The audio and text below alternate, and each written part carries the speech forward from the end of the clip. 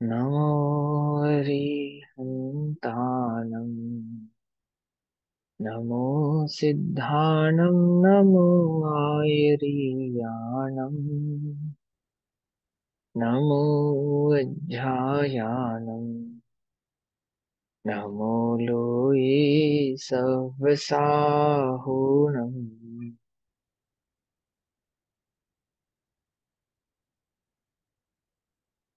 ओंकारं बिन्दुसंयुक्तं नित्यं ध्यायन्ति योगिनः कामदं मोक्षदं चैव ओंकाराय नमो नमः।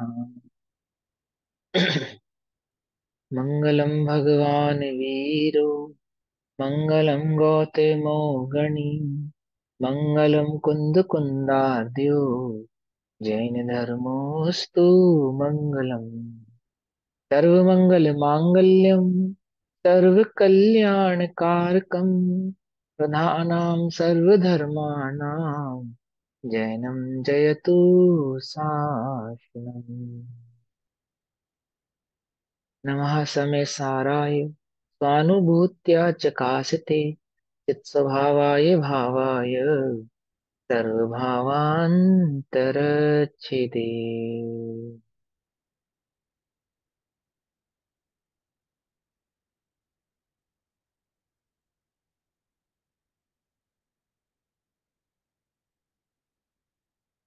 हमारी दोपहर कालीन कक्षा का विषय चल रहा है श्री समय सारजी ग्रंथ। श्री समय सारजी का स्वाध्याय हम सभी आचार्य अमृत चंद्र देव द्वारा रचित आत्मख्याति टीका के माध्यम से कर रहे हैं। आत्मख्याति टीका में बंद अधिकार पेज नंबर 376 376 पेज नंबर, कलश नंबर 165 165 नंबर का कलश चल रहा है कि यह सब भाव होते हुए भी ज्ञानी को बंध नहीं होता, अर्थात धूल होते हुए जिस प्रकार तेल ना होने पर और धूल होने पर भी, धूल का संयोग होने पर भी शरीर से धूल नहीं चिपकती है, उसी प्रकार राग नहीं होने पर, चेतन अचेतन आदि हिंसा आदि के भाव होने पर भी ज्ञानी को बंध नहीं होता है, परंतु इससे छल ग्रहण करने वाली कोई बात नहीं है। आगे के कल शो में इस बात को क्लियर और करेंगे। अभी हम क्या समझ रहे हैं, भावार्थ पढ़ रहे हैं। यहाँ सम्यक दृष्टि की अद्भुत महिमा बताई है और यह कहा है कि लोक योग करण चैतन्य चैतन्य का घात व बंध के कारण नहीं है। इसका अर्थ यह नहीं है कि परजीव की हिंसा से बंध का होना नहीं कहा, इसलिए स्वच्छंद होकर हिंसा करनी या भोग उपभोग की में आपको प्रवृत्ति करनी। किंतु यहाँ यह आशय है कि अबुद्धि पूर्वक कदाचित परजीव का घात भी हो जाए तो उससे बंध नहीं होता। अबुद्धि पूर्वक यानी कि मिथ्यात्व के अभाव में जो जीवादि की हिंसा की प्रवृत्ति होती है, वो जीवादि की प्रवृत्ति की में जो हिंसा की प्रवृत्ति में बंध तो होता है, परंतु वह कैसा बंध नहीं है, संसार का कारण नहीं होने से उसको बंध यहाँ पे काउंट किया जाता नहीं। किंतु जहां बुद्धि पूर्वक जीवों को, अर्थात जहां मिथ्यात्व पूर्वक, बुद्धि पूर्वक अबुद्धि पूर्वक कल हमने समझाया था आपको, है ना, कैसे समझना, बुद्धि पूर्वक जीवों को मारने के भाव होंगे, वहां तो अपने उपयोग में राग आदि का अस्तित्व होगा और उससे वहां हिंसा जन्य बंद होगा ही होगा। ठीक है ना। देखो, हमें भी दो आंखें मिली, त्रिंचों को भी दो आंखें मिली, वे भी संगी पंचेंद्रिय, हम भी संगी पंचेंद्रिय। ठीक है ना। हमें बुद्धि मिली है ना। आप हिंसा को एक तरफ करो एक बार के लिए, इतनी बुद्धि मिली कि क्या खाने योग्य और क्या खाने योग्य नहीं, कैसे खाने योग्य और कैसे खाने योग्य नहीं, कैसे चलने योग्य कैसे चलने योग्य नहीं, ऐसा मिला है ना। इतना, इतनी बुद्धि मिली या नहीं मिली। इस बुद्धि की बात नहीं कर रहे हैं। इस बुद्धि से तो सामान्यतः आपको सब कुछ देखभाल के करना ही है, करते ही हो। आपका बच्चा जमीन पे चलती हुई चींटी को उठा के मुंह में रखने लगे, क्या करोगे। अबुद्धि है, कोई बात नहीं, क्या करोगे, वो ज्ञान दोगे नहीं। एक कौन जो मांसाहारी भी होगा ना, वो भी अपने बच्चे को ज्ञान देगा, नहीं ऐसे नहीं बेटा, ये नहीं खाते, ऐसा समझाएगा नहीं समझाएगा उसको, है ना। यहाँ बुद्धि कहने का तात्पर्य समझना कि हिंसा तो लोक में करनी ही योग्य अच्छी नहीं है, करनी ही नहीं चाहिए, ये तो कोई उचित कार्य ही नहीं है। ठीक है ना। और बंद बंद की बात नहीं है। हाँ, जो मिथ्यात्व सहित आपके जीवन में हिंसादि के कार्य हैं, वे कदाचित होने वाले हिंसादि के कार्य हैं, वे तो बंद के कारण है ही। कैसे बंद के कारण है, अनंतानुबंधी बंद के कारण। और आपने हिंसादि नहीं की, हिंसादि से अपने आप अवरोध किया, बुद्धिपूर्वक हिंसादि नहीं की, तो क्या वे बंद के कारण नहीं बनेंगे। यदि मिथ्यात्व का सद्भाव होगा तो बंद के कारण होंगे। और मिथ्यात्व का सद्भाव नहीं होगा तो वे ही अबंध स्वरूप हो जाएंगे। पकड़ नहीं मत। वो जो अबंध स्वरूप बना हुआ है वो किसके कारण हुआ है? मिथ्यात्व के अभाव के कारण। वो हाँ बुद्धि पूर्वक समझना इस बात। ठीक है ना? वहाँ कल की कक्षा में अच्छे से क्लियर किया है वहां पे। किंतु जहाँ बुद्धि पूर्वक जीव को मारने के भाव होंगे वहां तो अपने उपयोग में राग आदि का अस्तित्व होगा, और उससे वहां हिंसा जन्य बंध भी होगा ही। उन्होंने तीव्र कषाय आदि बुद्धि पूर्वक देख कर भी जो कार्य हो रहे हैं वे तो बंध के कारण है ही। लेकिन यहाँ प्रश्न उठा सकता है कोई कि जो सम्यक दृष्टि के जीवन में बंध हिंसा है वो बुद्धि पूर्वक है या अबुद्धि पूर्वक है ना? तो वो वहां पे हमने क्लियर रखी। जहां जीव को जिलाने का यानी कि जिंदा करने का, बचाने का, जिलाने का यानी जिंदा करने का या बचाने का अभिप्राय हो, वहां भी अर्थात उस अभिप्राय को भी निश्चय से मिथ्यात्व कहा है। आगे ना बात। अब आप हिंसा नहीं कर रहे बुद्धिपूर्वक तो बचाने का अभिप्राय है, बुद्धिपूर्वक तो बचाने का अभिप्राय है, तो भी वहां मिथ्यात्व का सद्भाव होने के कारण। ठीक है ना? देखो ध्यान से समझना, बचाने का जो भाव है और बचाने का जो अभिप्राय है दोनों में अंतर है। अभिप्राय और भाव में अंतर होता है। क्या? अभिप्राय और भाव, ये जो हमारे को अभिप्राय बुद्धिपूर्वक उत्पन्न, हाँ, है कि मैं बचा सकता। श्रद्धा, हाँ श्रद्धा का जो भेद है वो अभिप्राय है। और परिणाम जो आपको गुणस्थान परिणाम प्रमाण उत्पन्न होते हैं वो सब भाव है। जैसे मिथ्या दृष्टि को भी परिणाम उत्पन्न होना कि मैं आमुख की रक्षा करूं, और सम्यक दृष्टि को भी परिणाम उत्पन्न होना कि मैं आमुख की रक्षा करूं। दोनों के अंतर में क्या है? परिणामों में अंतर नहीं है, दोनों के अभिप्राय में अंतर है। पकड़ में आई बात? सम्यक दृष्टि को भी परिणाम आता है। मुनिराज को है ना, विष्णु कुमार मुनिराज को परिणाम आया बचाने का। 700 मुनिराजों को बचाने गए नहीं गए? सम्यक दृष्टि थे, छाई सम्यक दृष्टि थे जब वो बचाने गए। और छठे सातवें गुण स्थान में, छठे गुण स्थान में ये परिणाम आया कि मैं बचाऊं, मैं बचाने जाऊं। किस कीमत पर? किस कीमत पर बचाने गए? मुनि, मुनि धर्म की कीमत पर भी। मुनि धर्म में दोष है ना, मुनि धर्म में दोष है ना, उस दोष की कीमत पर भी बचाने गए। ठीक। और मिथ्या दृष्टि को भी ऐसा परिणाम आवे तो वो परिणाम के निषेध नहीं कर रहे हैं, यहाँ निषेध है उस अभिप्राय। वहां जो मिथ्या दृष्टि का मिथ्यात्व व्याप्त है अभिप्राय में देखिए मैं करता नहीं हूँ, मैं करता नहीं है। हूँ ये भी सुन। मैं करता हाँ देखो नहीं ये, हूँ ये भी सुन। हाँ, हाँ मैं करता नहीं हूँ, ये विचार नहीं है, ये श्रद्धान है। मैं बचाने जाऊं, करने जाऊं, ये इस विचार से जाएगा करने तो। हनुमान जी ने हनुमान जी ने राम से कहा, राम जी से कहा कि मेरे पास ऐसा बल है कि मैं समुद्र को लांग कर और वहां सीता की खबर ला सकता हूँ। तो अपने देह में ममत्व है ना राम हनुमान को, इसलिए तो ऐसा बात तो बोल रहे हैं वो। अपनी शक्तियों में ममत्व है ना उनको, तभी ऐसा कह रहे हैं वो। देह में और शक्तियों में ममत्व भाव है उनको, एकत्व भाव है उनको। सम्यक दृष्टि है हनुमान जी, सम्यक दृष्टि उस समय, उस वक्त जब वो ये कह रहे हैं कि मेरे पास इस प्रकार की विद्या है और मैं इस विद्या से इस प्रकार के कार्य का साधन कर सकता हूँ। क्या? मेरे पास अमुक प्रकार की विद्या है और अमुक प्रकार की विद्या से मैं साधन, इस की विद्या के माध्यम से ये साधन कर सकता हूँ और आपके क्षोभ को, दुख को दूर कर सकता हूँ। तो कर्ता बुद्धि से कह रहे हैं, वो कर्ता बुद्धि से कह रहे हैं।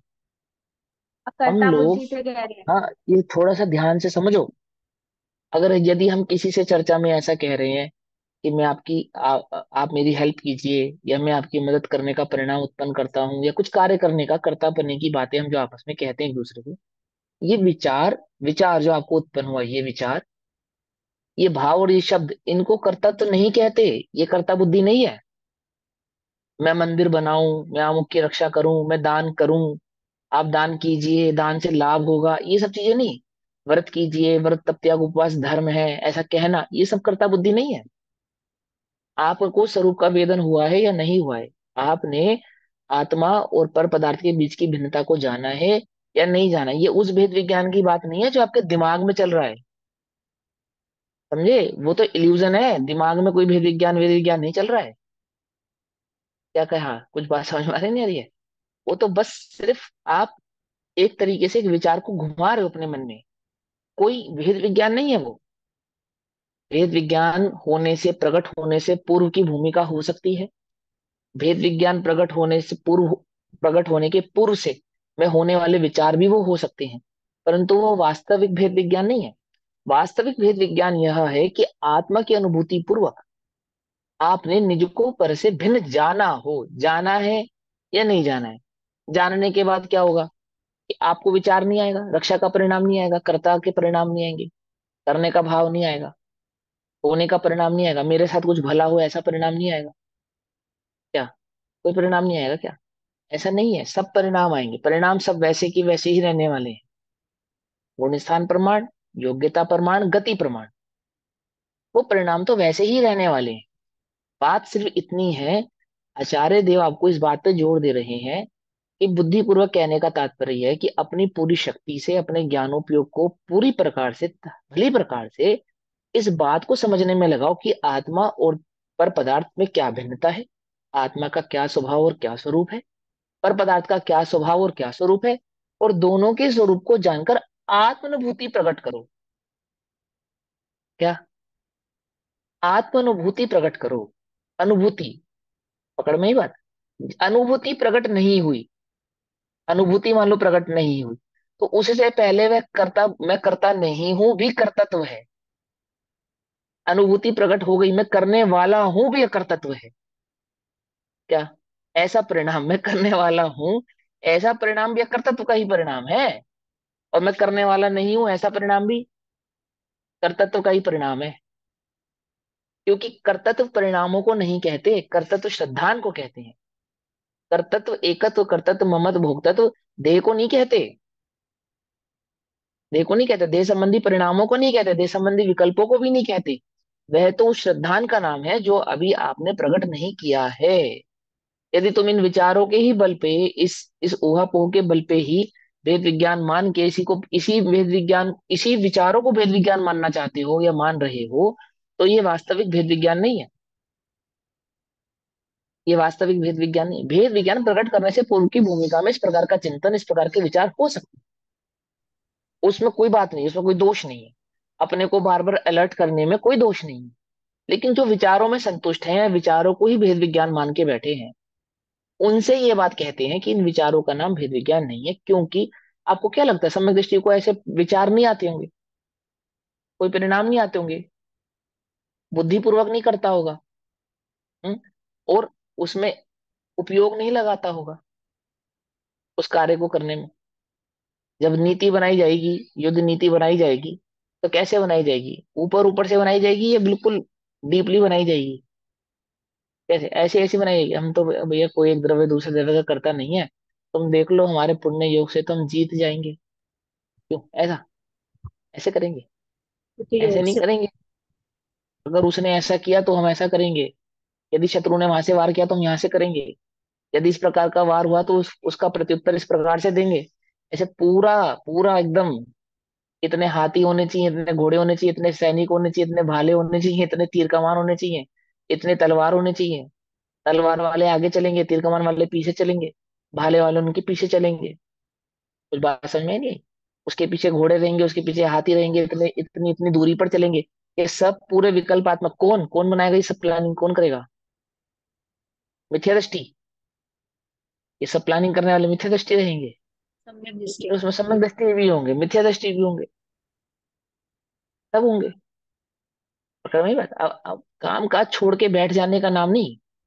प्रवृत्ति मार्ग की तो यहाँ पे कोई बात ही नहीं है। लेकिन जो आपने अपने उपयोग को भ्रष्ट किया, कहाँ पहले कहाँ भ्रष्ट किया था? मैं परका करता हूँ, मैं परका करता हूँ, मैं परका करता हूँ, और उसमें गृध्यता पूर्वक आप प्रवृत्ति कर रहे थे। आत्मा को तो तब भी नहीं जानते थे। अब आप कहने लगे कि मैं करता हूं, मैं करता हूं, मैं करता हूं। कुछ आपने कषायों को मंद किया, कुछ अपने अपने उपयोग को भी समेटा, इतना किया तो शाबाश। परंतु आत्मा को तो तुम अब भी नहीं जानते। आत्मा को तो तुम अब भी नहीं जानते। आत्मा को जानते हो? यदि नहीं जानते तो ये सब विचार, ये सब विकल्प किसी काम के नहीं।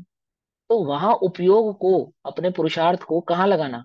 उस आत्मा को जानने में लगाना, उस आत्म तत्व के वेदन करने में, उसके उसके अनुभव को प्रकट करने में लगाना।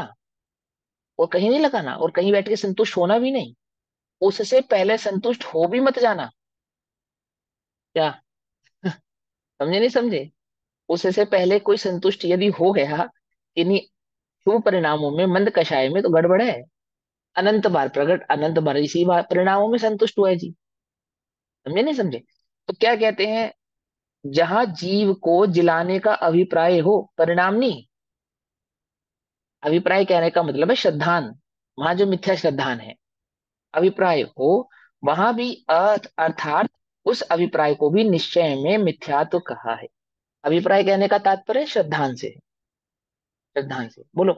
अब मैं मरे मन से मंदिर में दान करूं, मैं दान का करता नहीं हूं ऐसे कि मंदिर में मुझे दान करना चाहिए, जैन धर्म की प्रभावना होनी चाहिए, अपने मंदिरों की रक्षा होनी चाहिए, आने वाली पीढ़ी को जिन दर्शन, जिन देव दर्शन मिलने चाहिए, संस्कार मिलने चाहिए, कैसे करूं, बुद्धिपूर्वक करूं, अबुद्धिपूर्वक करूं? सहज योग, ज्ञानी को सहज परिणाम उत्पन्न होते हैं, उन परिणामों को, उन विकल्पों की पूर्ति के सहजता से उसमें पुरुषार्थ भी करते हैं, उसमें क्या बात है, करते हैं, ऐसा नहीं है नहीं करते हैं। जो जितनी हो सकती है उनसे उस बलपूर्वक रक्षा भी करते हैं, बलपूर्वक उसकी रक्षा भी करते हैं। तो भी क्या बात है यहाँ पे, उन परिणामों की बात नहीं, अभिप्राय की बात। अभिप्राय में क्या बैठा है, वहां की बात। तब फिर जीव को मारने का अभिप्राय मिथ्यात्व क्यों नहीं होगा? बोलो भैया, जीव को मारने का अभिप्राय, बचाने का अभिप्राय मिथ्यात्व है, तो मारने का अभिप्राय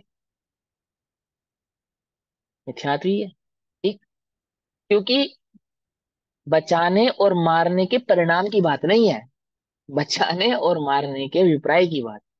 वहां भी परिणाम की अपेक्षा से कहा था कि बंध नहीं है, और यहाँ भी परिणाम की अपेक्षा से कहेंगे कि वहां बंध नहीं है, और वहां पे भी अभिप्राय की अपेक्षा से ही बंध है, और यहाँ भी अभिप्राय की अपेक्षा से ही बंध है। अवश्य होगा, इसलिए कथन को नए विभाग से यथार्थ समझकर, नए विभाग से समझकर यानी कि वस्तु स्वरूप से समझकर। नए किसको कहते हैं? वस्तु के कथन, कथन की शैली को, वस्तु स्वरूप के कथन की शैली का नाम नए है। तो नए के माध्यम से किसे समझना है? वस्तु को समझना है।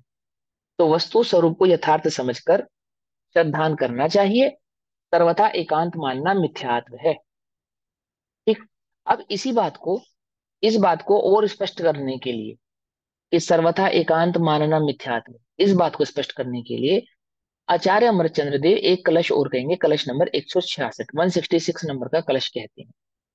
क्या कहते हैं उस कलश के अंदर आचार्य देव, ये समझेंगे। यदि तुम ऐसा मान रहे हो, स्वच्छंदी नहीं नहीं हो जाना, तुम कहीं ऐसा पढ़कर कि आचार्य देव ने ऐसा कहा है और टीका में भी ऐसा लिखा है कि कोई किसी मारने से, बचाने से बंधक नहीं होता, और चेतन अचेतन की हिंसादि होने से, उपभोग आदि करने से, और मन वचन काय की कामुक कामुक प्रकार की प्रवृत्ति क्रिया करने से बंध नहीं होता। यदि तुम इस बात से स्वच्छंदी हो रहे हो, तो तुम हो ना जाना। इसको क्लियर करने के लिए 166 नंबर का कलश कहते हैं आचार्य। कहते हैं वे, पृथ्वी छंद, तथापि नानिर्गलन चरित्युमिष्यते ज्ञानिनां, तदा यतन्मेव सा किल निर्गला व्याप्रति। देखो, तथापि ना निर्गलन, फिर भी, फिर भी न निर्गलन, निर्गलन अर्थात स्वच्छंद, ऐसे ही जैसे मन करे वैसी प्रवृत्ति।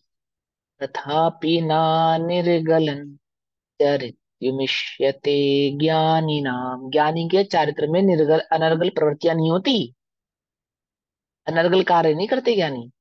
तदा तदायतनमेव सा किल निर्गला व्याकृति, अकाम कृत कर्म तन मतम कारणम ज्ञानिनां द्वयं नहि विरुध्यते, किमु करेति जानी जानाति च।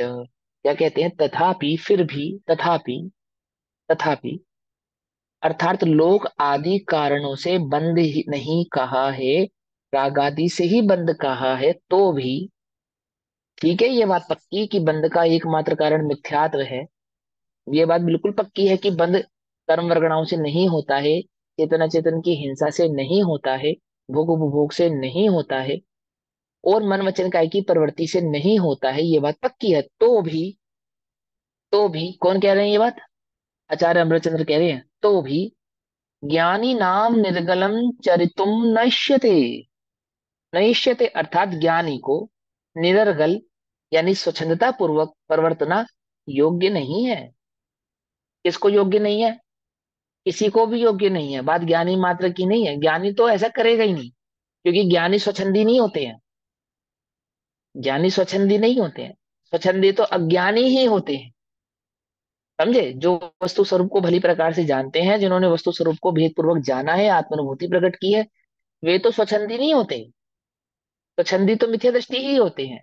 तो आचार्य देव कहते हैं, तो भी कोई ज्ञानी स्वच्छंदी होता है ऐसा नहीं, अर्थात किसी को स्वच्छंदी हो जाना चाहिए ऐसा नहीं। ऐसा नहीं। तुम्हें यदि ज्ञानी होना है अर्थात आत्म स्वभाव को प्रकट करना है, और आत्म स्वभाव को प्रकट करने में तुम उद्यमी हुए हो, तो तुम समझ लो इस बात को, तो भी ऐसा होने पर भी ज्ञानी नाम निर्गलम चरितुम नश्यते, ज्ञानियों को निर्गल अर्थात स्वच्छंदता पूर्वक प्रवर्तना योग्य नहीं है। निर्गला व्यापृति किल तद आयतनम एवं, क्योंकि वह निर्गल परिवर्तन वास्तव में बंध का ही स्थान है। वह निर्गल, जो निर्गल अनर्गल प्रवृत्तियां हैं, जो नहीं करने योग्य प्रवृत्तियां हैं, समझे नहीं समझे? अनर्गल यानी अचेतन आदि पदार्थों का उपभोग, चेतन आदि पदार्थों की हिंसा, और मन वचन काय की जैसी तैसी प्रवृत्ति, मन चाही प्रवृत्ति, वे कैसे हैं? वे तथापि फिर भी वे बंध के स्थान हैं, उन्हें बंध का स्थान कहा है। ठीक। ज्ञानी नाम अकाम कृत कर्म तत् अकारणम मतम ज्ञानी के वांछा रहित कर्म कार्य होता है, अर्थात मिथ्यात्व रहित। वांछा रहित मतलब, वांछा रहित मतलब ज्ञानी के 8 अंग कहे थे, कहे थे। वहां पे कैसा होता है ज्ञानी? निर्वांछक, आकांक्षा नहीं होती। निकांक्षित, है ना? कांक्षा नहीं होती, मतलब पर को परिणाम आने का अभिप्राय नहीं है, पर से सुख दुख बुद्धि का अभिप्राय नहीं है, ऐसा। क्योंकि वांछा रहित कर्म अर्थात पर में सुख बुद्धि रूप कर्म होता है, वह बंध का कारण नहीं कहा। अर्थात देखो सुनो, क्योंकि ज्ञानी के वांछा रहित यानी पर में सुख बुद्धि रहित, वहां पे उसको पर में सुख बुद्धि नहीं है, वहां वो पर में एकत्व ममत्व कर्तव्य भोक्तव्य बुद्धि को धारण नहीं करता है, ऐसा उसका अभिप्राय नहीं। अर्थात मिथ्यात्व रहित, मिथ्यात्व रहित जो कर्म है वो कार्य होता है, वह बंध का कारण नहीं होता है। ज्ञानी के तो मिथ्यात्व नहीं है, इसलिए बंध नहीं होता। क्योंकि जानाति च करोति, जानता भी है और करता भी है। क्या कहा?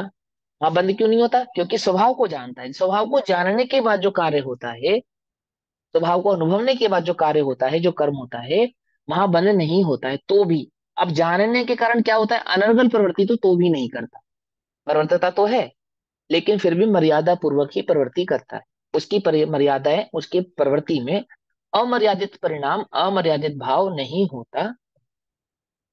द्यम किमु नहीं विरुद्यते, यह दोनों क्रियाएं एक क्या विरोध रूप नहीं है?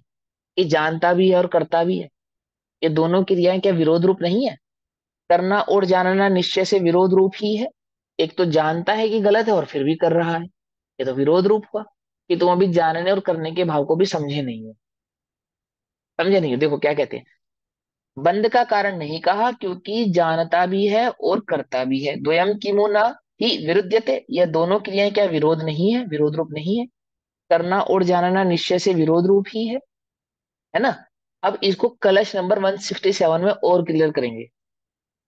ठीक, पहले भावार्थ पढ़ते। पहले काव्य में लोक आदि को बंध का कारण नहीं कहा, यानी कि लोक मार्गणा स्थान आदि, है ना, जो कर्म वर्गणाएं हैं, और मन वचन काय की जो प्रवृत्ति है, चेतन चेतन आदि की जो हिंसाएं हैं, उसको वहां पे बंध का कारण नहीं कहा। देखो एक बात और बताता हूँ, जब सम्यक दर्शन की अपेक्षा से कथन करते तो समग्रता से कथन करते। जब सम्यक दर्शन की कथन करेंगे ना, तो वहां समग्र भाव से कथन होगा। समग्र भाव से कथन होगा मतलब क्या? जब उन्होंने कहा कि सम्यक दृष्टि को बंध नहीं होता, तो वहां खाली मनुष्य की बात नहीं कर रहे।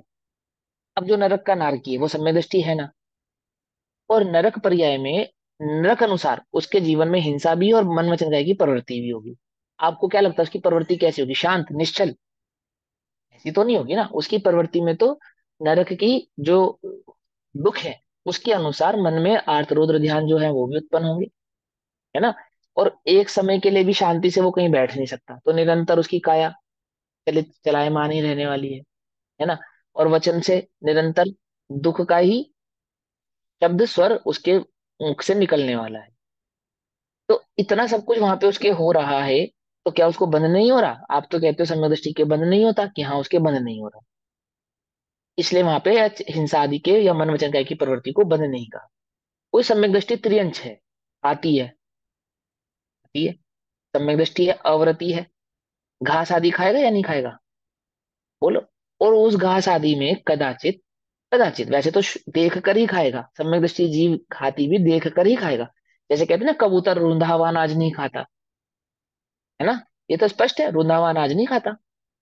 पशु पक्षी भी जितनी उनके पास समझ है, जितनी उनके पास समझ है उस समझ के अनुसार तो वो अपने योग्य भोजन को ही ग्रहण करते हैं, अपनी समझ के अनुसार, है ना? तो घास आदि गन्ने आदि के जब जत्थे खाता है ना, तो उसमें कदाचित एक इंद्रिय दो इंद्रिय जीव भी होते हैं, समझे? ऐसा होने पर भी वो हिंसक नहीं कहलाएगा, या उसको बंध नहीं होगा। क्या कहलाएगा? शाकाहारी ही कहलाएगा। और सम्यक दृष्टि होने से निर्बंध ही कहलाएगा। कुछ बात समझ में आ रही है? तुम छल ग्रहण क्या करते हो? तुम अपने ऊपर लागू करते हो, मनुष्य भाव पे। अब मनुष्य पे कैसे लागू होगा? यही काम, कि जो मनुष्य पर्याय को जीवन जीने का जो कार्य है, यदि तुम ग्रस्त हो, तो आरंभी उद्योगी आदि हिंसा जो तुम्हारे जीवन में होंगी, वो आरंभी उद्योगी हिंसाओं को करोगे तो देखभाल कर ही। तुम सम्यक दृष्टि हो चाहे मिथ्या दृष्टि हो, उससे नहीं लेना देना इस बात का। यदि तुम जैन हो, मनुष्य हो, तो तुमको देखभाल कर ही कार्य करना चाहिए, अनर्गल प्रवृत्ति नहीं करनी चाहिए। और तो भी तुम्हारे जीवन में देखभालने के बाद भी जो तुम्हारे जीवन में हिंसा आदि प्रवृत्ति होती है, तो कोई ये प्रश्न करे कि यही हिंसा मेरे जीवन में है, यही हिंसा ज्ञानी के जीवन में है, आप उसको तो बंधन नहीं कहते और मुझे बंध कहते हो। बोले सम्यक दर्शन के साथ बंधन नहीं, ये हिंसा है, ये इसके बंध का कारण नहीं। ऐसा सम्यक दर्शन की मुख्यता से, सम्यक दर्शन की मुख्यता से वहां ये कथन किया। मुनिराज आदि के जीवन में भी प्रवृत्ति होती है, क्रिया समिति पूर्वक आदि वो गमन आदि करते हैं, गमन आदि में कदाचित हिंसादि भी होती है, तो वहां वो हिंसादि बंध का कारण नहीं। बस इतनी सी बात यहाँ पर समझा रहे हैं। और जब कथन होता समग्रता से होता है ना, तो द्रव्य क्षेत्र काल और भाव, ये चार मर्यादाओं पूर्वक जिस जिस जिन्होंने युद्ध किया, जैसे रामचंद्र जी ने युद्ध किया, तो युद्ध करना उनको अलाउ था क्या? कुछ बात समझे नहीं? उनको वहां उस काल में, जिस काल में वो थे, राजपुत्र थे। दो बात, एक चौथे काल में थे, राजपुत्र थे।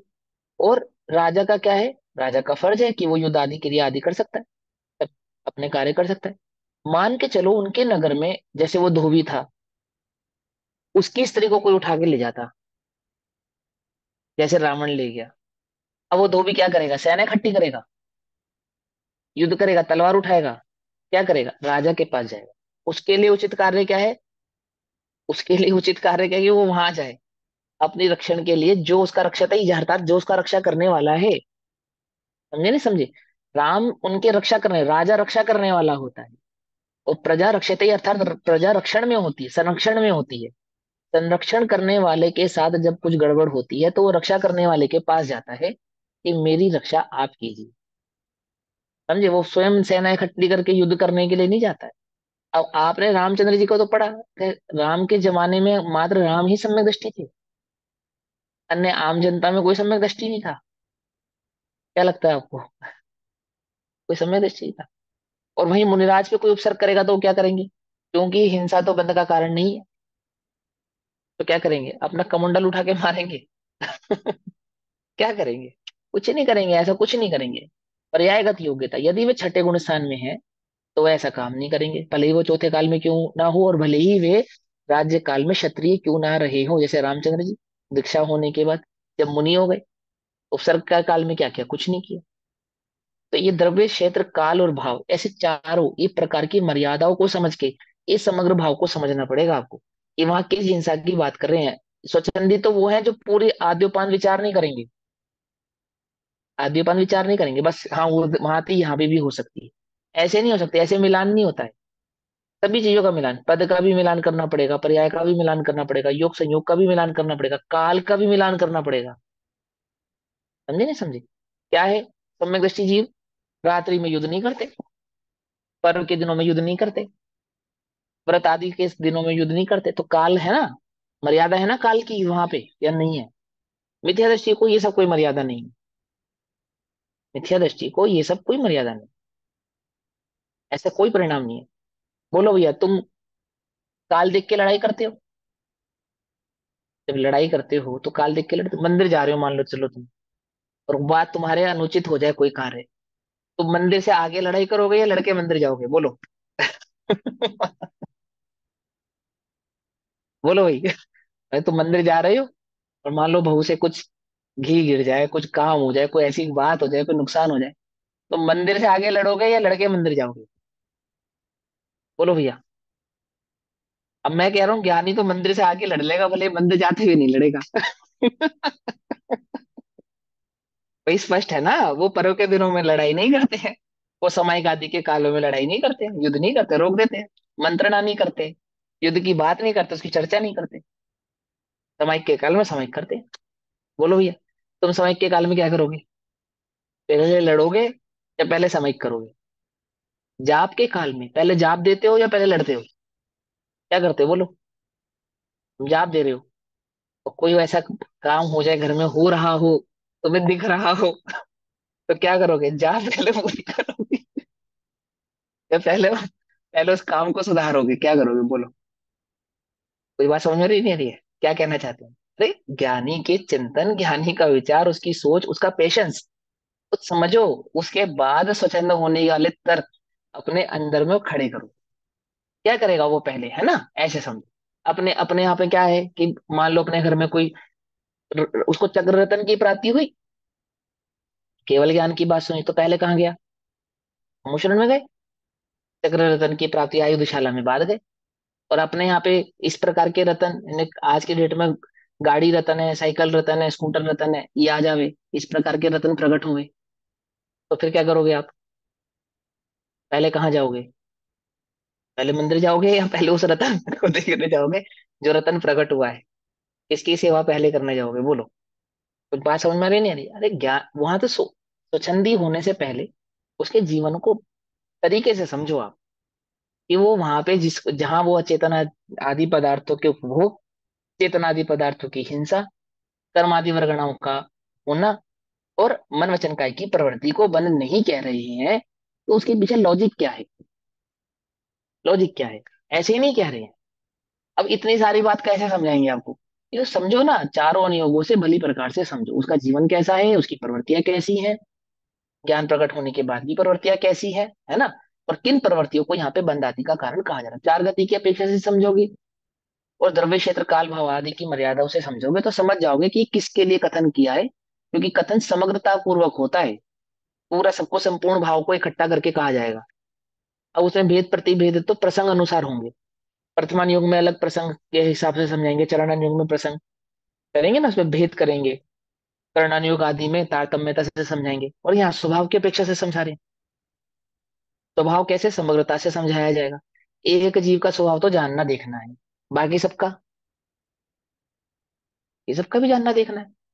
एक जीव सिद्ध समान है, बाकी सब भी सिद्ध समान है। एक ज्ञानी अबंध है, तो बाकी सब ज्ञानी भी अबंध है। एक अज्ञानी बंध रूप है, बाकी सब बाकी सब अज्ञानी भी बंध रूप है, ऐसे समग्र। पकड़ में ही बात या नहीं पकड़ में ही, ऐसे समझे। अभी आचार्य देव क्या कहते हैं सुनो, ज्ञानी नाम अकाम कृत कर्म तत् अकारणम मतम, ज्ञानियों के वांछा रहित कर्म यानी कि मिथ्यात्व रहित कार्य होता है, वह बंध का कारण नहीं कहा, है ना। कोई यहाँ पे वांछा रहित कार्य समझे कि कोई इच्छा नहीं है, बिना इच्छा के करते हैं, ऐसा नहीं, बिना इच्छा के करते हैं। जिसको तुम इच्छा कहते हो, यहाँ उस इच्छा की बात नहीं है, यानी परिणामों में उत्पन्न होने वाले इच्छा को यहाँ पे इच्छा नहीं कहते। जो मिथ्यात्ववादी सहित जो भाव है उसको इच्छा कहते हैं, ठीक है, जिसमें पर में कुछ कर लेने की, कर देने की जो मान्यता है, उसको यहाँ इच्छा कहा। ज्ञानियों के वांछा रहित कर्म कार्य होता है, बंध का कारण नहीं कहा, क्योंकि जानाति चकर करोति, जानता भी है और कर्म को करता भी है। अब प्रश्न क्या है कि द्वयम किमु न ही विरुद्धते, अर्थात यह दोनों ही क्रियाएं क्या विरोध रूप नहीं है, कि जानता भी है और करता भी है, निश्चय से विरोध रूप ही है, ये तो विरोध रूप ही भाषित हो रही है। क्या कहते हैं, पहले भावार्थ पढ़ेंगे। पहले काव्य में लोक आदि को बंध का कारण नहीं कहा, इसलिए वहां यह नहीं समझना चाहिए कि बाह्य व्यवहार प्रवृत्ति का बंध के कारणों में सर्वथा ही निषेध किया है। ठीक, बाह्य प्रवृत्ति रागादि परिणाम की बंध के कारण की निमित्त भूत है, निमित्त, निमित्त भूत। उस निमित्त का यहाँ निषेध नहीं समझना चाहिए, है ना। जिन्हें शराब नहीं पीनी है, जो शराब नहीं पीते हैं, वो शराब घर जाएंगे या नहीं जाएंगे? जा सकते हैं। वो पीते नहीं है, वो जा सकते हैं, कोई प्रॉब्लम वाली बात नहीं। क्यों? कि कदाचित, कदाचित आप वहां से गुजरे या किसी कारण से आपको वहां ठहरना पड़ा, तो आप शराबी नहीं हो जाओगे, ये कहते समय ये नहीं कहा कि जो नहीं पीते वो सब वहां जा सकते हैं, ऐसा कहा, समझा। कोई आमुक व्यक्ति वहां खड़ा था, तो खड़ा होने मात्र से वो शराबी नहीं है, ये कथन किया। तो इसका ये अर्थ नहीं है कि आप वहां जा सकते हैं, आप उस शराब की दुकान पे जा सकते हैं, ये अर्थ नहीं है इसका। समझे नहीं समझे? आपको क्या अर्थ था? कि कदाचित ज्ञानी के जीवन में कोई हिंसा ही उससे बंद नहीं हुआ, ओहो अब तो मैं हिंसा कर सकता हूँ, ये वही बात हुई ना। कि शराब की दुकान पे खड़े होने मात्र से कोई शराबी नहीं होता। यदि ये बात कही गई थी, तो ये इसलिए नहीं कही गई थी, इसका मतलब आपको छूट है, आप जाओ। छूट कर दिया आपको जाने की, अलाउ कर दिया आपको, अलाउ नहीं है, अलाउ नहीं है। क्यों? बोलो, आपका बच्चा कहे मम्मी मुझे शराब की दुकान पे जाना है, क्यों जाना है? देखने जाना है। क्या देखने जाना है? क्या देखने, कि कैसी होती है, देखने जाना है। मैं पीता पीऊंगा थोड़ी, देखने जाना है बस। वो लोग ये दिखा के लाओगे, नहीं दिखा के लाओगे, दिखाने से तो बंद नहीं होगा, शराब ही नहीं हो जाएगा। दिखा के लाए या नहीं दिखा के लाए? नहीं दिखा के लाए, अरे दिखाने से थोड़ी ना बंद होता ही नहीं। न देखने से पाप होता है। देखने में क्या दोष है? कोई दोष है देखने में? और देखने वो में भले अच्छी ही दोष जगह हो। नहीं है भैया, वो अच्छी जगह हाँ, नहीं है इसलिए नहीं लेके अब भाई जाएंगे। यही कह रहे हैं, यहाँ पे भी यही कह रहे हैं कि निमित्त भूत है, अच्छा कारण थोड़ी है वो, कि हम आपको अलाउ कर देंगे वहां करने को, अलाउ नहीं है। कदाचित की बात है ये, कदापि की बात है ये, है ना। निमित्त भूत है। उस निमित्त का यहाँ पे निषेध नहीं समझना चाहिए, कोई निमित्त का ही हमने निषेध कर दिया, ऐसा नहीं है, ऐसा नहीं है। ज्ञानियों के अबुद्धि पूर्वक वांछा रहित प्रवृत्ति होती है। अबुद्धि पूर्वक वांछा रहित, मिथ्यात्व रहित प्रवृत्ति होती है, ऐसा। ठीक।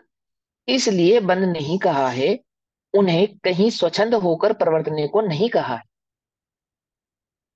क्योंकि मर्यादा रहित निरंकुश प्रवर्तना तो बंद का ही कारण है। जानने में और करने में तो परस्पर विरोध है।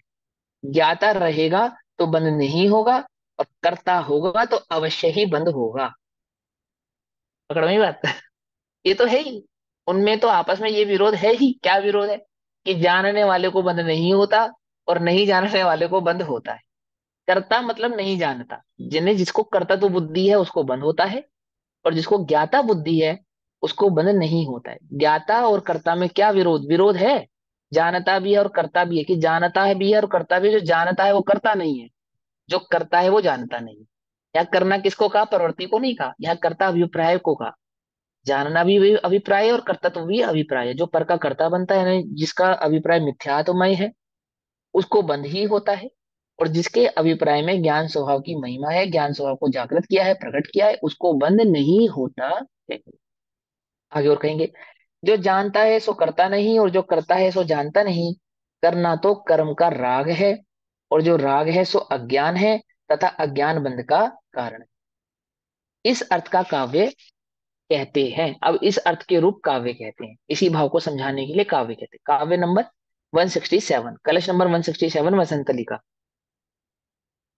जानाति यः सन करोति करोति यस्तु, जानात्ययं न खलु तत् किल कर्म रागा। रागं त्वबोधमयमध्यवसाय यमाहुः, मिथ्यादृशः स नियतं स च बन्ध हेतु। क्या कहते हैं? यह जानाति सह न करोति। हाँ? जो जानता है तो करता नहीं है, अर्थात जो ज्ञाता है वो मिथ्या दृष्टि नहीं है। समझे? कर्ता माने क्या? कर्ता माने मनोजन काय की प्रवृत्ति नहीं, उसके तो तुम कर्ता हो ही नहीं। तुम उसे कर्ता मानते हो, उसके कर्ता बनते हो, उसको कर्ता कहा है। क्या कहा? पकड़ में बात। अर्थात जिसको ज्ञान स्वभाव का वेदन है वो ज्ञाता है, और जिसको ज्ञान स्वभाव का वेदन नहीं है वो करता है, ऐसा। है ना, कर्ता बुद्धि की अपेक्षा से। जैसे जैसे आपने पीछे पढ़ा था ना, ज्ञान चेतना, कर्म चेतना और कर्म फल चेतना, ऐसा पढ़ा था ना। तो चेतना कोई तीन प्रकार की होती है क्या? चेतना तीन प्रकार की नहीं होती है, चेतना तो एक ही होती है। जो स्वभाव को जानते हैं उन्हें ज्ञान चेतना कहते हैं। जो कर्म के फल में मग्न है, लिप्त है, उन्हें कर्म फल चेतना कहते हैं। और जिन्हें कर्ता बुद्धि हावी हुई है, उन्हें कर्म चेतना कहते हैं। बस इतनी सी बात, इतनी सी बात। ऐसे ही जो स्वभाव को जानते हैं वे ज्ञाता है, जो स्वभाव को नहीं जानते हैं वो करता है। आत्मा करता नहीं है, करता नहीं है। लेकिन उसको क्या कहा, जो स्वभाव को नहीं जानता वे सब कर्ता की कोटि में चले गए, और जो स्वभाव को जानते हैं वो सब ज्ञाता की कोटि में आ गए, या ज्ञाता की श्रेणी में आ गए। तो क्या कहते हैं, यह जानाति सह न करोति, जो जानता है सो करता नहीं। और यह करोति अयम खलु जानाति ना, जो करता है तो जानता नहीं। अर्थात जो मिथ्या दृष्टि है वो जानता नहीं, जाने भी और करे भी। बोले करना कहते किसे हैं? मन वचन का ही प्रवृत्ति को नहीं, मिथ्यात्व का नाम है कर्ता। कर्ता बुद्धि, समझे नहीं समझे? एकत्व बुद्धि, ममत्व बुद्धि, कर्ता बुद्धि, भोक्ता बुद्धि और ज्ञाता बुद्धि। बोलो भैया तुम्हारी कौन सी बुद्धि है? बुद्धि माने अभिप्राय। हमारी तो ज्ञाता बुद्धि है भैया। हम आलू खाते हैं ज्ञाता भाव से, क्या? ज्ञाता दृष्टा भाव से खाते हैं। और ओशो के अनुयायी होते हैं ना, वो कहते हैं ऐसा, हम शराब पीते हैं लेकिन ज्ञाता दृष्टा रहते हैं, ऐसा कहते हो। वो कहते हैं शराब पीने के बाद तो हमारा जो ज्ञाता दृष्टा भाव है ना वो और स्ट्रोंग हो जाता है, और मजबूत हो जाता है, और ज्ञायक हो जाते हैं हम। समझे नहीं समझे? लेकिन उनके अनुयायियों को, उनको मानने वालों को वो बात बहुत अच्छी लगती है, बहुत बढ़िया लगती है। हाँ बिल्कुल सही बात है, एकदम सही बात। ऐसे ही लगता है, कितनी उचित लगती है। ऐसे ही जैनी है क्या? है ना, समझे, उल्टा नहीं पकड़ना। कि सब कुछ करते हैं, मैं तो करता नहीं। अरे कर्ता किसको कहते हैं? ये जो तुमने वो प्रवृत्ति, इसको कर्ता नहीं कहते हैं। ये तो ज्ञानी की भी अच्छी होती है, अज्ञानी की भी अच्छी होनी चाहिए, निरर्गल नहीं होनी चाहिए। कर्ता अभिप्राय का नाम है। कर्ता ये मन वचन काय की प्रवृत्ति का नाम नहीं है। क्या समझे? मन वचन काय की प्रवृत्ति का नाम कर्ता नहीं है। चरणानुयोग पढ़ोगे ना, चरणानुयोग समझोगे जब चरणानुयोग को, तो रात्रि भोजन का कृत कारित और अनुमोदना तीन प्रकार से त्याग होता है। आपको पता है? जो कृत और अनुमोदना होता है, कृत, कारित और अनुमोदना, है ना। तो कारित और जो अनुमोदना होता है वो पांचवे या छठे, जहां तक मुझे ध्यान है, पांचवे या छठे प्रतिमा के बाद होता है। प्रतिमा योग के बाद, पांचवे या छठे, पांचवे या छठी प्रतिमा तक कारित, कर्त, कृत का तो त्याग होता है, कारित और अनुमोदना का त्याग नहीं होता। क्या होता है ये कारित और अनुमोदना? आपने रात्रि भोजन का त्याग कर दिया, आप रात्रि भोजन नहीं करते, ठीक है ना, बिल्कुल आपको करना भी नहीं चाहिए। लेकिन कदाचित आपके घर में कोई करता हो, उसकी अवस्था ऐसी है कि वह करता हो, मतलब बच्चा हो, छोटा बालक हो, रात को 2 बजे रोने लगे, भूख लग रही है उसे, 6 वर्ष का बालक है, 1 महीने का बालक है, 1 वर्ष का बालक है, क्या करोगे बोलो? अथवा आपके घर में कोई विधर्मी हो, अधर्मी हो, अधर्मी हो, जैसे चेलना का हस्बैंड कैसा था? जैन ही नहीं था ना, बौद्ध मत अनुयायी था ना, तो पक्की बात है रात्रि भोजन करता होगा, 100%, क्योंकि वहां तो अलाउ है, अलाउ है, करता होगा। फिर क्या करती होगी चेलना? क्या करती होगी, क्या लगता है आपको? नहीं कराती होगी, ये लगता है आपको? वैसे तो ये काम चेलना ने किया नहीं, लेकिन तो भी मैं कह रहा हूँ, जो चप्पल बना के खिला सकती है और रात्रि भोजन भी करा सकती है, उसमें क्या दम है? कुछ बात समझे नहीं समझे? चप्पल बना के खिलाया उसके बौद्ध के गुरु को। वैसे तो चेलना ने ये काम किया नहीं। मैं तो एक अपेक्षा से बात कर रहा हूँ, तर्क कर रहा हूँ कि रात्रि भोजन करा देने से वो दोषी नहीं हो जाएगी। उल्टा नहीं पकड़ना, उल्टा नहीं पकड़ना, ठीक है ना, करा दिया उसने तो दोषी नहीं है। वो कौन से कौन स्थान में है, किन प्रकार की प्रतिमाओं को उसने ग्रहण किया है, अभी उसने किस प्रकार के नियम लिए हैं, है ना। और किस भूमिका में किस प्रकार का त्याग होता है, ये सारी बात चरणान्यों में समझाई जाती है, डिटेल में समझाई जाती है। क्यों समझाई जाती है? कि तुम अध्यात्म को पढ़ के अनर्गली किसी के सर मत फोड़ने लग जाना। अपना भी फोड़ो तो अपन दूसरे का भी फोड़ो। ये कौन सा खून हिंदू का और कौन सा मुसलमान का, बता, उंगली तोड़ के।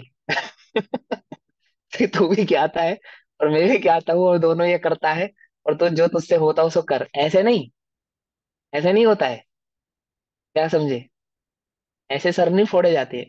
वहां गुण स्थान प्रमाण भूमिका अनुसार क्या भूमिका है आपकी, और उस हिसाब से वहां की प्रवृत्ति की जाती है। क्यों बताइए ये बात मैंने आपको? कि पहले कर्ता समझो कहते किसे हैं। ये जो मन वचन काय की प्रवृत्ति है, इसको कर्ता नहीं कहते। ये तो आपकी स्वच्छंद रूप से भी नहीं होनी चाहिए, नर्गल भी नहीं होनी चाहिए, और गुण स्थान प्रमाण आदि मर्यादा आदि पूर्वक ही होनी चाहिए। मूलतः कर्ता किसको कहा? यदि आपने रात्रि में भोजन बनाया, कदाचित बनाया, किसी वश पर वश बनाया, जैसे राजा ने फरमान जारी करा कि रात्रि में भोजन बनाना पड़ेगा, ठीक है ना, तो पहले तो कोशिश की कि ना बनाना पड़े, फिर खाली बर्तन भांडे बजा बजाकर काम चलाया, है ना, और कदाचित पकड़े गए होंगे तो बनाया भी होगा, बनाया भी होगा, है ना। फिर क्या हुआ होगा? फिर वे दोषी हो गए या नहीं हो गए? तो यहाँ ये कहना चाहते हैं कि देखो भाई, कर्तापना पहले समझो किसको कहते हैं। अभिप्राय को कर्तृत्व कहते हैं। तुम सम्यक दृष्टि हो या नहीं हो, यहाँ पे ये बात चल रही है। कार्य क्या नहीं होना चाहिए प्रवृत्ति में और क्या नहीं होना चाहिए, वो तो गुणस्थान प्रमाण, उदय प्रमाण, लोक प्रमाण, मर्यादा प्रमाण, द्रव्य क्षेत्र काल भाव की योग्यता से ही होगा। उसका कोई दूसरा रास्ता तुम्हारे पास नहीं है। समझे नहीं समझे? कोई दूसरा उपाय नहीं है। जब कुएं थे तो आपने ये नियम लिया, क्या नियम लिया? कि कुएं का ही पानी पिएंगे। अब कुएं नहीं है, अब क्या करेंगे? पानी पिए या नहीं पिए? बोलो। पानी पिए या नहीं पिए? क्या करेंगे? मैं ये नहीं कह रहा कि कुएं नहीं होने चाहिए, कुएं होने चाहिए। पानी कुएं का ही पीना चाहिए। कुएं की प्रवृत्ति जो बंद हो गई है उसको फिर से शुरू होना चाहिए। यदि नहीं है तो अब पानी पिए या नहीं पिए? बोलो भैया, क्या करें? वहां चलना नहीं हो, है ना। अब ये तर्क कोई समझे कि भैया कैसा तर्क दे रहे हैं? तर्क ये दे रहे हैं हम कि जिस प्रवृत्ति योग को कर्ता कर्म कहा जाता है, वो लोक में कहा जाता है। वास्तव में इसको कर्तत्व नहीं कहा जाता। ये तो जो गुणस्थान प्रमाण जैसी सजगता होनी चाहिए वो तो होनी ही चाहिए। श्रावकों को जो होनी चाहिए, मुनियों को जो होनी चाहिए, और काल आदि की प्रवृत्ति अनुसार जितनी मर्यादा जो संयम आदि होना चाहिए वो तो होना ही चाहिए। वो तो है ही पक्की बात, वो तो है ही नियमात्मक बात, उसकी तो बात ही नहीं गई। कहा ना पिछली उसमें कलश में कि ज्ञानी की निरर्गल प्रवृत्ति नहीं होती है, स्वच्छंद प्रवृत्ति नहीं होती है। लेकिन कर्ता किसको कहते हैं? कर्ता मन वचन काया की प्रवृत्ति को नहीं, अभिप्राय को कहते हैं। ये बात समझा रहे हैं यहाँ पे, क्या कहते हैं? यह जानाति सहन करोति, जो जानता है सो करता नहीं है। वो करता नहीं है, अर्थात जो ज्ञाता है वो मिथ्या दृष्टि नहीं है, ऐसा। और करोति अयम खलु जानाति ना, जो करता है सो जानता नहीं, अर्थात जिसका अभिप्राय मिथ्या दृष्टि मिथ्यात रूप है वो ज्ञाता कहे से? वो कोई ज्ञाता वाता नहीं। मैं तो ज्ञाता हूं ऐसा नहीं। अनुभव किया नहीं किया ये बोलो। प्रवृत्ति से नहीं करने से करता नहीं है, तो द्रव्यलिंगी करता है या करता है? बोलो। सबसे उत्कृष्ट उदाहरण है उसका। क्या कहेंगे उसको, कर्ता कहेंगे या अकर्ता कहेंगे? कुछ नहीं करने वाले को, प्रतिमा योग धारण करने वाले को भी कर्ता कहा, करता है, अकर्ता नहीं है ये। कहा या नहीं कहा? वहां उस प्रवृत्ति का नाम नहीं, ऐसा समझा रहे हैं यहाँ पे। तत्किल कर्म राग, करना तो वास्तव में कर्म राग है, कर्तत्व का राग है, यानी कि इसको कर्म चेतना कहा। कर्म राग यानी कर्म चेतना। समझे नहीं भाई? जो कर्तत्व बुद्धि वाला है, अर्थात जिसको करने में राग है, जिसका अभिप्राय जिसका मिथ्यात्व रूप है, कर्तत्व बुद्धि वाला है, उसको वास्तव में कर्म राग है, वह करता है। करना तो वास्तव में कर्म राग है। और भैया इसको ये भी तो कह सकते हैं, द्रव्य क्षेत्र काल भाव के हिसाब से भी तो चलना पड़ता है। जैसे अब कुएं नहीं है, कुएं तो उस हाँ, हिसाब से हाँ, ये लेकिन प्रवृत्ति चलती होती जो, है। देखो, देखो, सजगता क्या कहते हैं? सजगता का मतलब होता है जो प्राप्त है उसमें सर्वोत्तम कार्य को करना। हमारे स्कूल टीचर थे, वो हमको क्या सिखाते थे? वो कहते थे देखो बच्चों, वो उनका उदाहरण तो थोड़ा सा अजीब लग सकता है आपको, लेकिन समझने वाला उदाहरण। मैं उस उदाहरण को यहाँ इम्प्लीमेंट करके बताता हूँ। वो कहते थे कि ताश के पत्ते होते हैं, हम ताश के पत्तों से गेम खेलते, खेलना नहीं चाहिए, जिसने खेला ताश उसका हो गया नाश। समझे नहीं समझे? खेलना नहीं चाहिए। मैं तो उदाहरण के रूप में समझा रहा हूँ, कभी कोई ये समझे भैया। तो ताश के पत्ते खेलते, तो मान के चलो तुम्हारे पास अच्छे अच्छे पत्ते आ जाए और तुमने बहुत बढ़िया गेम खेला, तो बोले उसमें तो कोई दम नहीं है, उसमें क्या बात है, उसमें क्या विशेष है, पत्ते सब अच्छे अच्छे थे, है ना, और तुमने अच्छा बढ़िया गेम भी खेला। तो वो तुम खिलाड़ी नहीं कहलाओगे। खिलाड़ी वो है जिसपे पत्ते तो आए खराब और गेम खेले बढ़िया। क्या कुछ बात समझे नहीं? पत्ते तो आ गए उस पे सारे खराब, लेकिन गेम उसने बढ़िया खेला, वो है असली खिलाड़ी। ऐसे मैं क्या कहता हूँ कि द्रव्य क्षेत्र काल भाव तो निकृष्ट होने हैं, होते ही जाएंगे, डे बाय डे घटते ही जाएंगे। द्रव्य क्षेत्र काल भाव को जो दोषी मानकर प्रवृत्ति करते हैं वे तो है मिथ्या दृष्टि पापी। यानी वो तो क्या है ना, उनको तो अच्छे पत्ते आ गए तो अच्छा खेलेंगे, खराब पत्ते आ गए तो खराब खेलेंगे। यानी 16 का भोजन मिल गया तो 16 वाले हो गए हम, और 16 का भोजन नहीं मिला तो ये जो जो है सो सही। क्यों आज 16 वाले और शाम को 17 वाले? क्या कुछ बात समझ में नहीं? ऐसा नहीं। यहाँ 16 का भोजन अवेलेबल है तो हम 16 वाले, और यहाँ 16 का भोजन अवेलेबल नहीं है तो हम, अपना कौन सा नियम है भैया? ऐसा नहीं। जिसके पत्ते खराब है, अर्थात जिसको योग संयोग आदि अच्छे नहीं है, जो वहां पे भी सजग है, सतर्क है, अलर्ट है, समझे, जितनी उसके अलर्टनेस होनी चाहिए उतना पूरा अलर्ट, वो है असली ज्ञानी, वो है असली धर्मात्मा, वो है असली धर्म के मर्म को समझने वाला, जो मजबूत है। कहाँ? ने खिलाड़ी किसको कहा? खराब पत्ते में अच्छा गेम खेलने वाले को खिलाड़ी का। ऐसे द्रव्य काल भाव आदि के संयोग जितने भी निकृष्ट खराब मिले, वहां पे भी जो अपने को सतर्क रखे। अब सतर्कता के उदाहरण जैसे गुरु गोपाल दास औरैया जी का उदाहरण है, धर्मदास जी का उदाहरण है, और अमरचंद दीवान अमरचंद का उदाहरण है। ऐसे बहुत सारे उदाहरण। आपके योग संयोग तो जरूरी नहीं है आपके अनुकूल हर बार हो, जरूरी नहीं है ना। लेकिन योग संयोग अनुकूल प्रतिकूल होने पर भी जो सजग रहते हैं, अलर्ट रहते हैं, मान मर्यादा आदि को भंग नहीं करते हैं, है ना, पूरी सावधानी से प्रवर्तते हैं, या उनकी बात है वे। तो ये ऐसा मत कहो कि द्रव्य क्षेत्र काल भाव के अनुसार तो अब करना ही पड़ेगा, करना ही पड़ेगा। जो सजग हैं उनका करना ही पड़ेगा तो उचित है। और जो द्रव्य क्षेत्र काल भाव की ओर देखकर, जैसे मैंने कहा ना, आज 16 का भोजन मिल गया तो ये द्रव्य क्षेत्र काल भाव की बढ़िया, अपने को 16 का अवेलेबल है तो कर लो। और कल नहीं मिला तो बोलो भूखे रहने के लिए तैयार हो? नहीं, भैया वाला करेंगे हम। ऐसे नहीं, ये पोपो भाई का राज हो गया ये तो। समझे नहीं समझे? अब देखो, अब रिकॉर्ड तो हो रहे हैं तो कोई नहीं। ऐसे मुनिराज हैं जो कहीं जाते हैं तो 20 पंथ के हो जाते हैं, कहीं जाते हैं तो 13 पंथ के हो जाते हैं। ऐसे होते हैं, ऐसे हमने खुद देखी प्रवृत्ति। ऐसे 20 पंथियों के बीच में जाएंगे तो 20 पंथी हो जाएंगे, और 13 पंथियों के बीच में जाएंगे तो 13 पंथी हो जाएंगे। बोलो भैया सही कर रहे हैं गलत कर रहे हैं? मायाचारी, स्पष्ट मायाचारी है वो। अब जो हो जिसमें आपने, जो आपने सच्चा माना है उसमें खड़े रहो ना, अडिग रहो। ये नहीं, ये तो वही बात हो गई, मुल्लों के बीच में जाके हम भी मुल्ला हो गए, और हिंदू के बीच में जाके हम हिंदू हो गए। बोलो भैया एक टोपी तो उतारनी, और करना क्या है? यहाँ लगा ली, यहाँ उतार दी। ऐसा नहीं, ऐसा नहीं, ऐसा नहीं। समझे नहीं समझे? ऐसी प्रवृत्ति नहीं कि गांव देहात में जाते तो हम लाइट पंखा यूज नहीं करते, आती नहीं वहां लाइट पंखा, कहाँ से यूज करोगे तुम? क्या शहरों में जाते तो एसी भी यूज करते? तो वहां तो लाइट आती ही नहीं ना, तो हम लाइट यूज नहीं करते। अरे तो लाइट यूज नहीं करते तो जहां लाइट है वहां पे भी यूज मत करो। क्या कुछ बात समझ में नहीं आ रही है? वहां पे भी यूज मत, वो है नियम। क्योंकि यहाँ एसी लगा है तो कोई मत लगाए, तो चलने दो कोई बात। और वहां गाँव में गए, एसी नहीं है तो कोई बात नहीं, एसी नहीं यूज करते। अरे भैया वहां है ही नहीं, वहां लाइट आती ही नहीं है, तो क्या यूज करेंगे? और जंगलों में लाइट नहीं जलाई? अरे जंगल में लाइट होती है क्या? जंगल में लाइट होती है? जंगल में लाइट नहीं जले। जंगल में थे वहां, कोई कमरा नहीं, एसी नहीं, और ये नहीं और वो नहीं। अरे होता ही नहीं ना मेरे प्रभु, वहां होता ही नहीं। जहां होता है, जहां होता है वहां यूज नहीं करने की बात है। उसको कहते हैं सजगता। समझे नहीं समझे? वो उसको कहते हैं सजग। यदि तुम ऐसे क्षेत्र में चले गए, 20 पंथियों के ग्रुप में चले गए, और वहां भी तुम वैसे ही हो गए, ये सजग वजग नहीं हो तुम। फिर तो तुम्हें अपनी दुकानदारी चलानी है। क्या दुकानदारी चलानी है? हिंदू आए तो राम राम, और मुल्ला जी आए तो या अल्लाह या अकबर। क्या?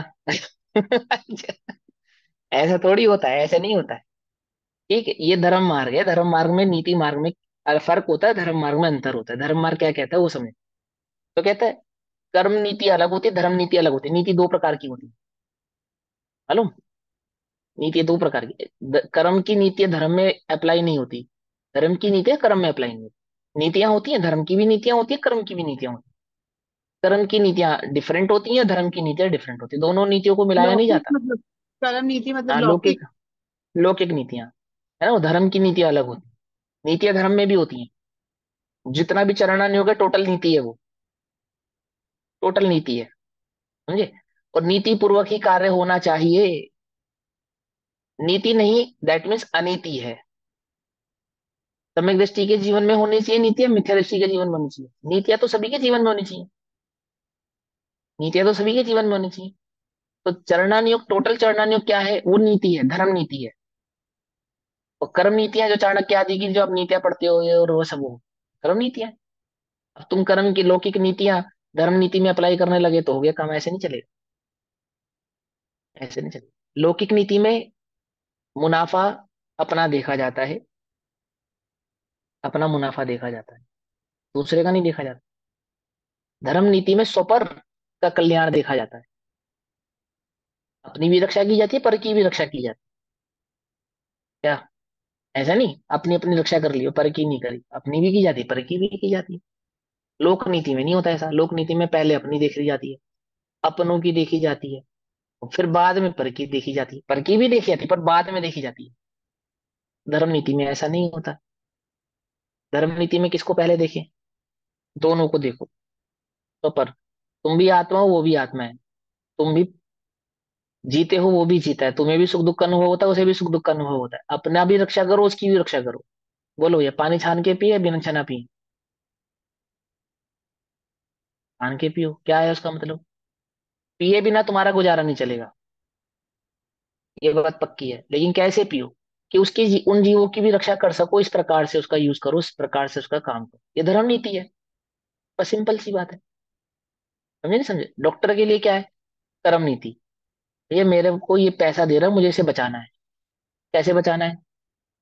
इसको बचाने में चार मर जाए कोई दिक्कत नहीं, इसे बचा लो। चार से पैसा नहीं मिलना, इससे मिलना है। कुछ बात समझ में नहीं आ रही है? चार मर जाए, समझ में आती है बात?